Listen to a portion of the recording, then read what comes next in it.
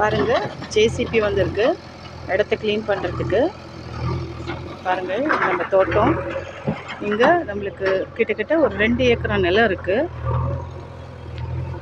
2 ஏக்கராலேயும் வந்துட்டு வாழையும் பாக்கும் போடலான்னு சொல்லிட்டு ட்ரென்ச் அடிக்கிறதுக்காக கூட்டு வந்துருக்கோம் ஜேசிபியை. ஸோ ட்ரென்ச் அடித்து நாங்கள் எப்படி வைக்கிறோம், என்ன மாதிரி பண்ணுன்ற எல்லா வீடியோ உங்களுக்கு போடுறேன். ஸோ நிறைய பேர் அப்படியே பள்ளம் நோண்டி அதை செடியை வைப்பாங்க. அதுக்குன்னா ட்ரென்ச் மெத்தட் ரொம்ப நல்லாயிருக்கும்.